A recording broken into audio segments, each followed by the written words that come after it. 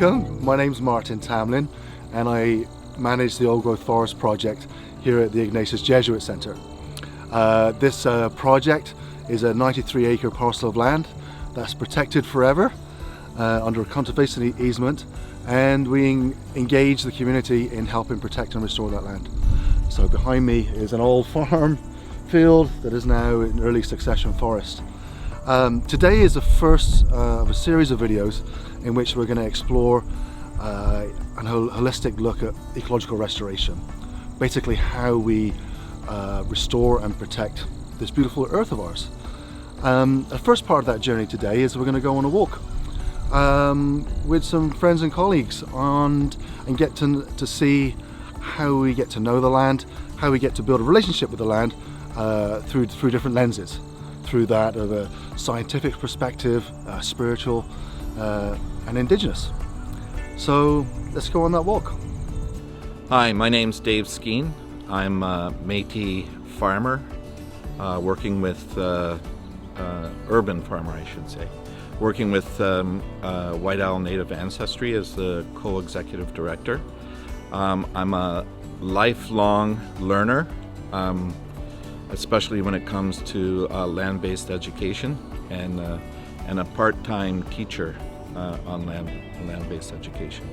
I come to this project with the lens that is Indigenous, coming from a Métis background and a Métis family, and taking that into how we see the land and how we experience the land in an urban context. Hi there, my name is Serena Perchak. I am a land-based education coordinator with White Owl Native Ancestry Association.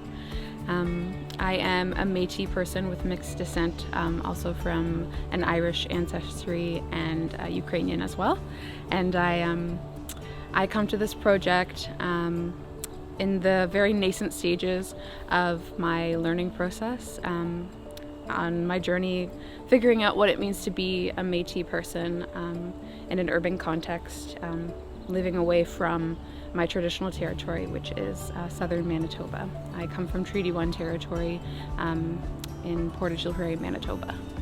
My name's Alamenciak. I am a PhD student at the University of Waterloo. I study ecological restoration, so I'm coming to this journey from a formal academic background with a lot of scientific knowledge and understanding. So I'm looking forward to sharing a little bit of what I've learned and learning from the others who are on this journey together. Hello, my name is Greg Kennedy.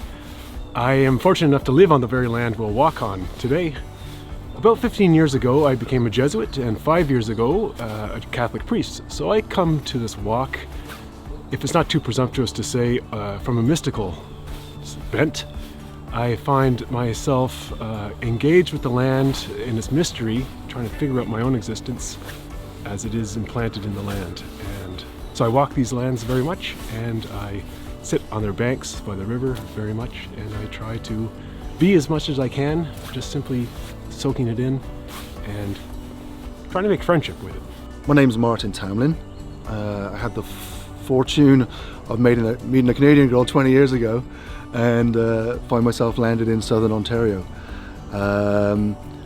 I grew up with my mother and my grandparents and always had a keen interest in the forests around me and seed saving and growing food in our back garden in Bristol in the southwest of England. I managed the project here, but my journey in managing the project was one of being a school teacher, of being an artist, and being a parent. So I kind of look to the future. I look at with the plants and the beauty around me, and always want to kind of share that awe and wonder. So that's the lens I bring today on this walk. All right, so as you can see, we're standing here within a circle, each one of us standing in a circle, and we're kind of in a bit of a circle within this little forest. And circle has significance as we move into land-based education, especially from an Indigenous perspective. The idea of circle is that it's actually more of a community way of of sharing and learning together, and it puts each one of us at the same level. And as we continue to have our discussion, not one way of thinking about the land is higher than the other way of thinking about the land, and so we're all sharing knowledge from the same perspective, and that's what the circle means, is that we're here together. There isn't a hierarchy of knowledge. There's just the knowledge that we have and can share with each other. Now we've had a chance to meet everybody. Now it's time to begin our journey, walking through this land and heading to the teaching garden.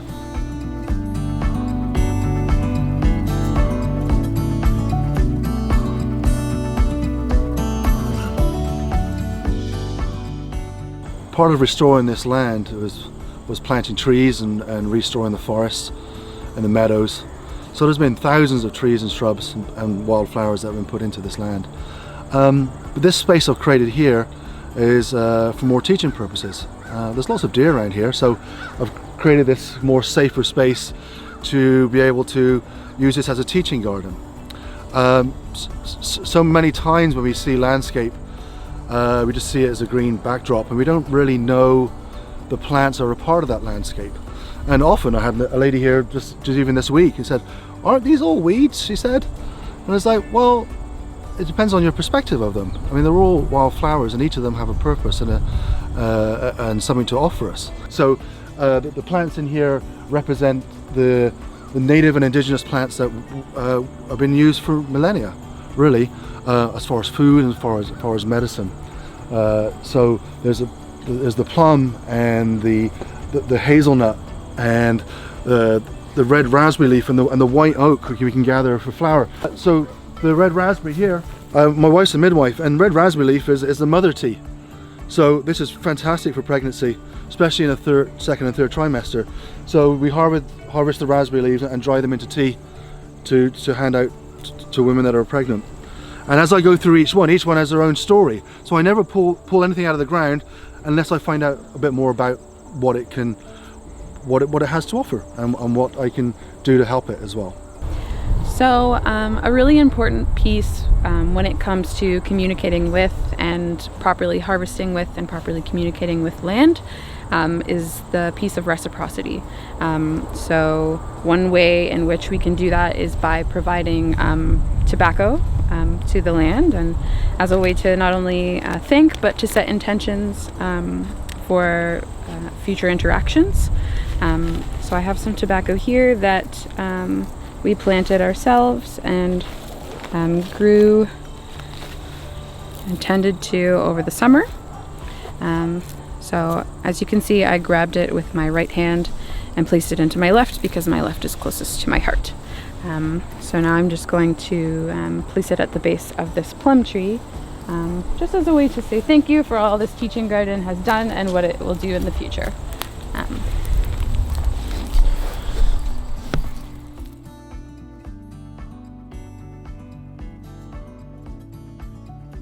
Hay fever, hogwash, and goldenrod. Calumny. Goldenrod is not ragweed. It doesn't make you sneeze. It doesn't kick you in the sinuses. Victim of vicious smear campaigns, goldenrod is simply late summer sunshine, incarnate, innocent, splendid green-handled torches, lighting the way for wing-weary bees dim-eyed from long days' work. If you are allergic to beauty, you have a problem beyond the range of antihistamines. So don't project your prickly grief over the shutting down of August onto the burnished gold of sunset fields aging into autumn. Don't blame or shame, but sit a moment in September by a roadside or in a meadow and get to know your dark blonde neighbor, so magnificent and maligned. So what I'm doing here is I'm braiding some sweetgrass.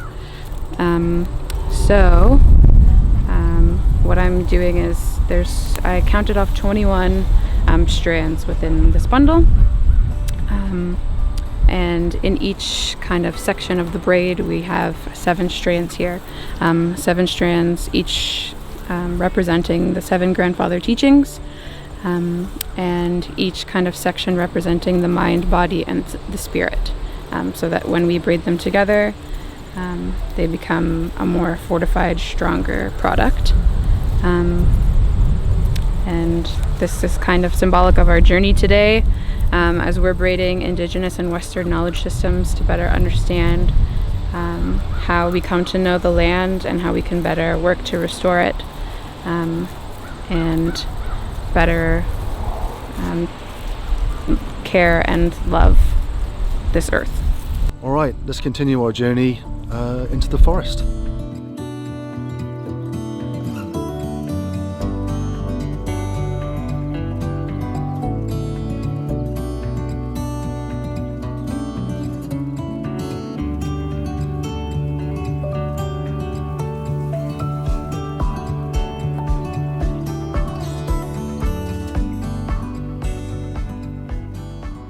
So as an ecologist, one of the ways we come to know the land is by knowing the plants. Plants are really the basic unit of what makes up a landscape. You can tell a lot by looking at a forest floor and knowing the plants that grow there.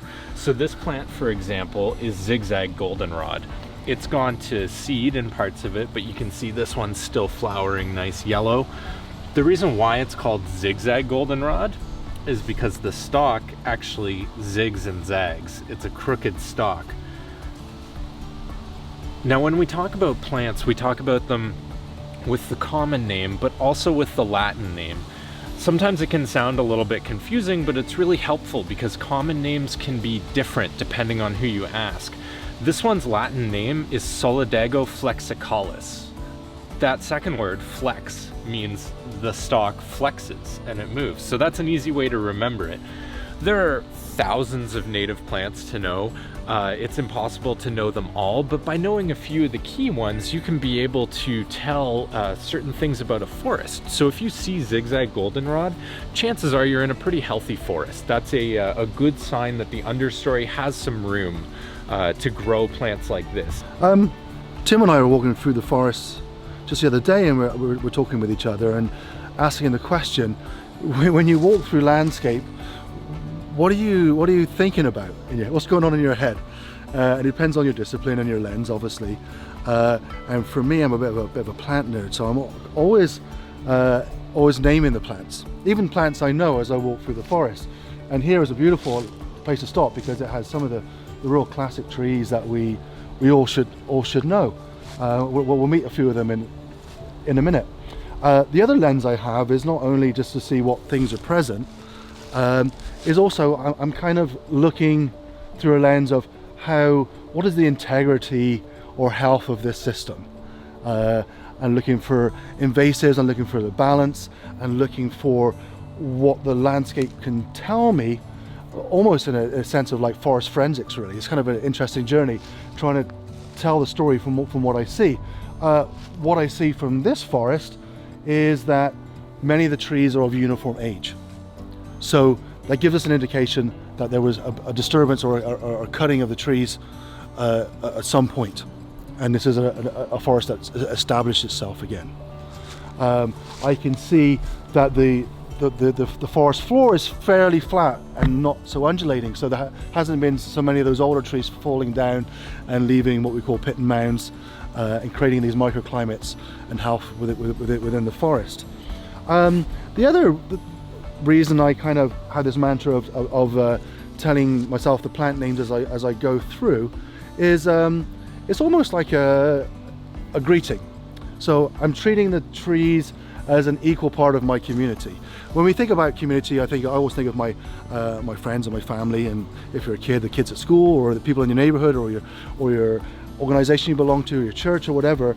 But we often don't see the natural community. And when I talk to kids, I say about myself growing up in England, growing on the coast, where my nature community was basking sharks and seals and magpies and monkey puzzle trees. So my community growing up was very different to this one. So a way of not only getting to know what's out there, it kind of grounds you by knowing those things around you. When you know someone that you don't know their name, that creates a barrier. You don't you don't feel like they're a friend, or there's a relationship there, or you go in the grocery store and someone says, you know, and you forget their name, and you're kind of like, oh, don't kind of make eye contact, and it kind of becomes a barrier. So myself, when I say these names, it's a greeting as well. So we're going to meet a couple of them just quickly here. So first of all, let's meet this one. A lot of these trees are so tall, so you're not even going to look at the foliage. But this one here has the appearance of kind of burnt cornflakes that you put them in the oven, you forgot about them. Burnt cornflakes is also BC, which helps to remember this is the black cherry. Beautiful wood. This is an early pioneer species that creates shade and protection for the other plants to follow. Beautiful wood, black cherry. Over here, this is also, to use your imagination, this is a kind of an elephant grey. And if you think of a large male elephant and the elephant leg, and picture the knee of the elephant and even the big large foot of the elephant, these trees really stand out to me. And they also stand out in the winter forest because their leaves don't fall off till the spring. There's beautiful golden colour and decorate the forest. And this is the American beech. Beautiful tree. As we look up to the sky, so depending on what kind of your interests are, if you're a tree person, you're mostly looking up as well as you walk through the forest. There's lots of trees in here. As you see, as they go up, they start to make these Y shapes. There's one there. There's another one there further up. If we look over here, there's one, and there's one behind me, and one in the distance. Now, the kind of diamond patterning on these trees give me an indication that these are the white ash. Now, unfortunately, as I look up really high on some of these trees here, the other indication that I see that they're white ash is that they have no leaves on them. They've fallen prey to the emerald ash borer. So actually a lot of these white ash standing in this forest are unfortunately no longer with us. Here we have the eastern hop hornbeam. Hornbeam meaning hard wood. Some people call it ironwood. They also call this blue beech on the ground ironwood as well, because it's so tough, tough. And then finally, I think one of the other great species just to put here, just because it's tell the story of repair of this forest, is behind my friends here. I'm not sure if you can see. Oh.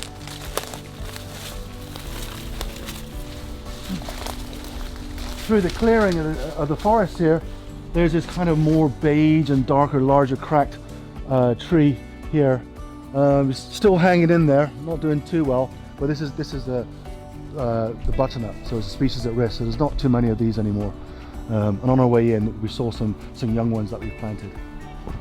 The idea of creating agreements with the land, and so when we look at the land, it's part of our community, but we've also made agreements with how we will live on the land, how we will care for the land.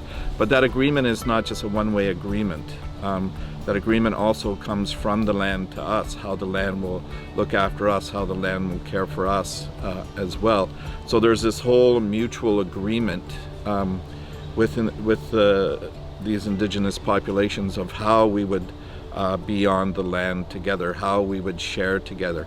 And one of the ways to understand it, which I found really significant, was to understand it through this kind of idea of all life gives all life to all life. And one of the Anishinaabe words for this land agreement kind of can be somewhat translated into that statement. And our agreement is that we agree to support and give life to all life. And from our perspective, too, as Indigenous people, everything has life, everything has spirit. There's no separation from inanimate and animate. It's all everything has life, and so we work. Our agreement is to work to give life to all life. Part of my spiritual practice, I try every single day to hug a tree, to feel its presence in my arms, its kind of pulse. So this is a poem called Tree Hugging.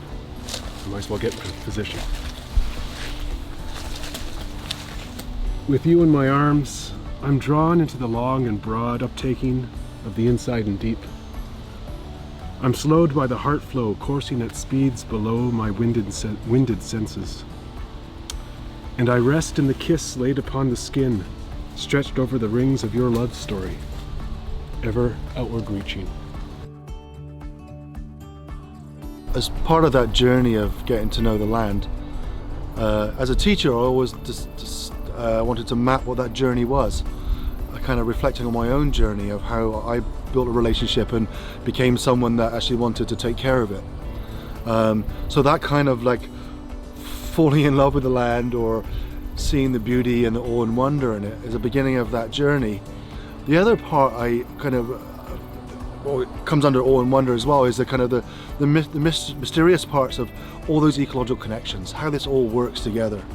And this is a great place to kind of speak to that. Now this is a special kind of forest. This is a riparian strip. So basically it's a strip of forest that follows a waterway and has many roles. Now what we have here, we have water to drink from, we have a place for waterfowl and insects and fish. We have habitat in some of the older trees for some of the nesting birds and the owls and the wood ducks. There's berries and food. So all those things that are needed to be available to kind of sustain yourself. Now this protective corridor also allows the animals to traverse up and down, just as people used to do. This used to be our roads, right? So this is kind of this journey, this protective green space connects everything together.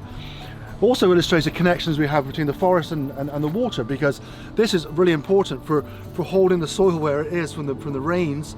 The roots in the soil, there's as much tree underground as above ground, so it actually lifts the soil up in order to absorb that water and that rainfall and to put it into the rivers via groundwater rather than running and washing all those 1,000 years of soil in the making away, like what happens to a lot of our farm fields.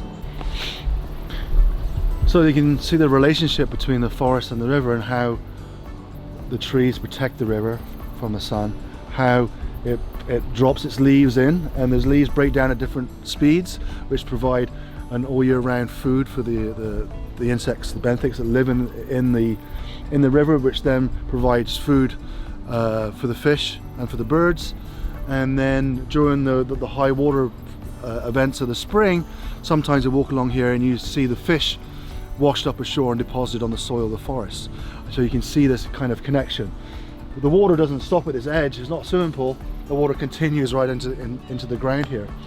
The other connections that I make here, especially from being so far away from where I grew up, is that how all these things connect to each other. So the Marden Creek here is about 10 kilometers long. This is the confluence, this is the point where it joins the Speed River. So this then goes on and continues on its journey to join the Grand, to join Lake Erie, Niagara Falls, Lake Ontario, the St. Lawrence, and then the Atlantic Ocean. And so even standing here, that connects me. So I know what we're doing to protect the land here has these ripple effects, everything's downstream. Martin was just talking about how everything is connected, like here at the place where this creek and river join together, and with the land, and an Indigenous understanding too, with the as I had mentioned before, the idea of agreements, and within those agreements also comes a significant amount of Indigenous language, and Indigenous language is really verb-based, and so we understand when I'm not a speaker of Indigenous language, but I'm beginning to learn from the Métis language, the Michif language, but Indigenous languages, the language itself makes the connections. So the language actually creates the community that we live in. As a verb-based language, we would understand everything by its action or its relationship to everything else. Where in a noun-based language, which is European, everything is understood by how it's separated from everything else. And so an Indigenous language, it makes those connections right away. So the name of say, of a particular tree is not just a random name to make it separate, but it's a name that tells the story of how that tree is connected to the environment and to the people. And so that's another way that we understand that we're connected to all things. This is probably my favorite place on the Ignatius land. And not only mine, but other retreatants come here to pray, to meditate. And rivers are very, very significant in the spiritual life. The Buddha, for example, received enlightenment under a Bodhi tree by the river in India. Saint Ignatius of Loyola, who's the founder of the Jesuits, had a mystical vision of God on the bank of the Cardinal River in Spain. He saw God as three notes in a chord, in a musical chord, and how they play and make beautiful each other, those three notes. So to be by the river is to be by change, in a sense. Heraclitus said that we can't step in the same river twice.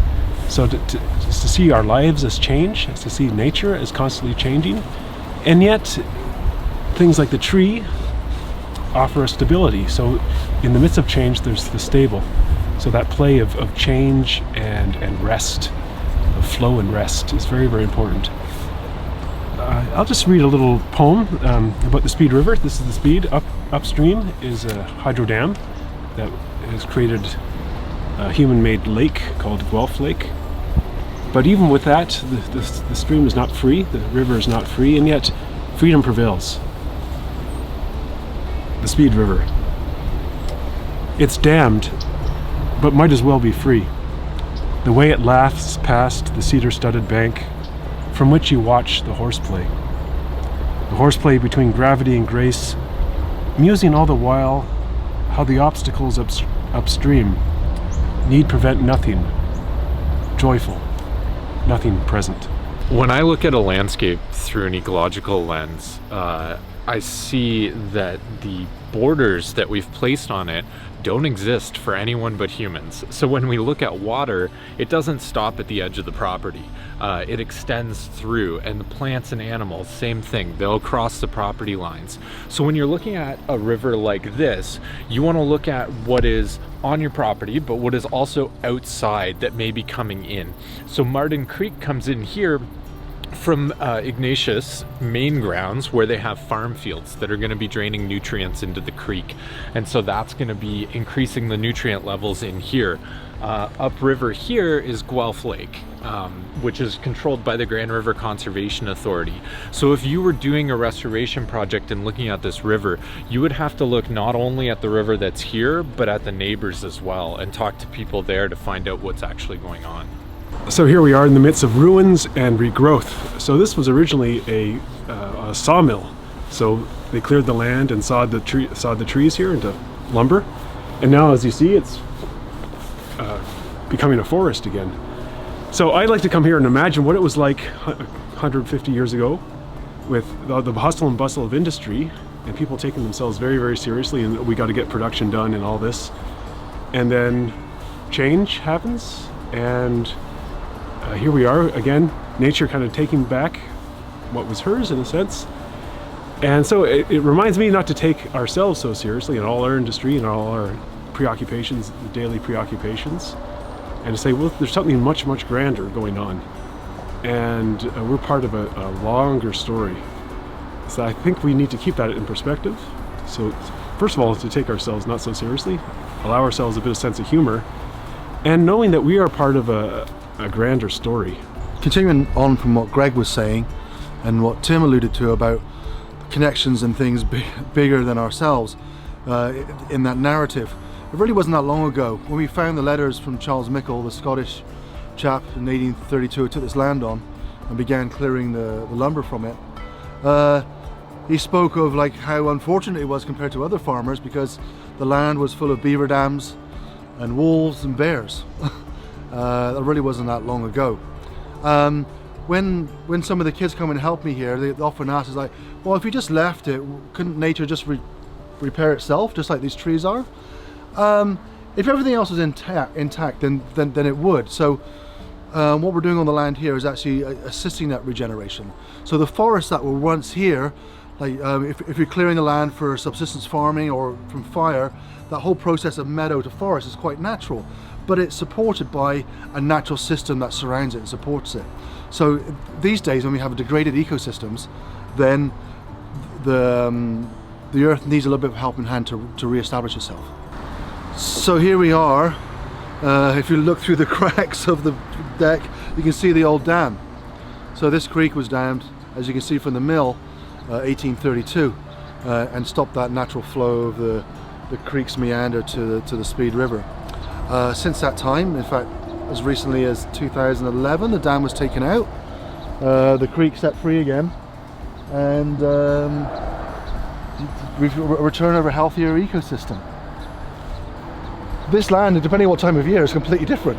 Like if you come here, well, this year was an early thaw in January. This whole area is underwater and just a torrent. It was just incredible. But also, as you observe the land through the seasons, and it gets easier as you get older. That's one good thing about getting older, is that you kind of have this memory of what the seasons bring. You notice the changes, you notice the different flowering times, you notice the interaction of the insects and the birds that come through, and the migration of the birds, and you see all those beautiful niches in time. So now again, it's gone from stream to pond and back to streams again, and now being repaired.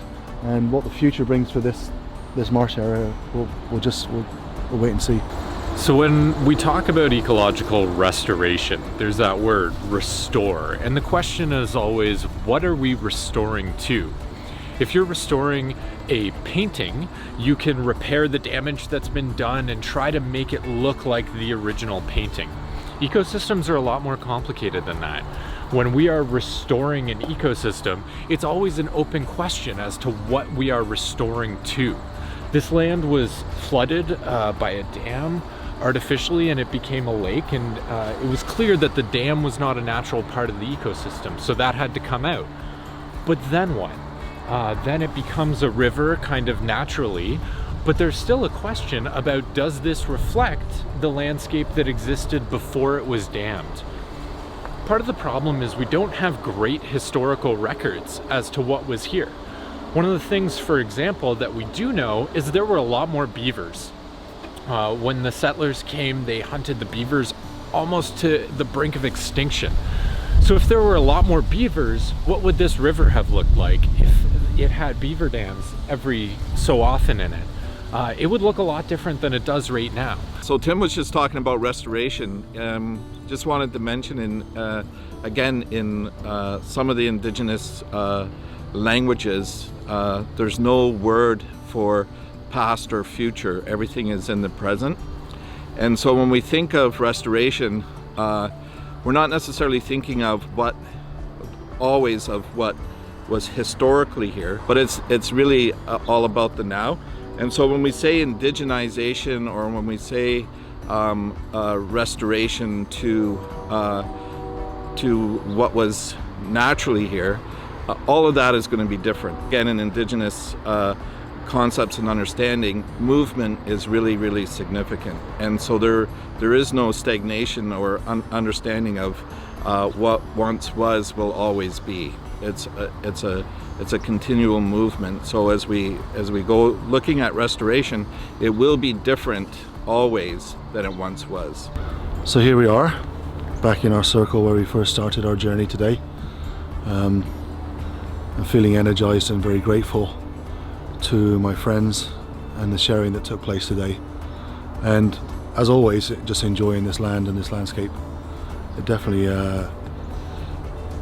feeds us. I'm kind of amazed how we started off rather awkward in front of the camera, but after the process of walking together, and certainly the process of talking about what we love, plants, we came alive. And so I think that's for me, it's a metaphor, perhaps a learning to say, with technology, we have to remain human in our interactions, in the way we relate to each other, and then technology becomes a little less scary, a little less dominant, and we'll use it in a wise and discreet manner. Yeah, I'm really grateful for this walk. When we started our conversation here in the circle at the beginning, I did notice these two little plants, tiny plants here, and it made me think of new beginnings and how this was like a start of a new relationship. And as I mentioned earlier, the whole idea of we're always in motion, we're always in change.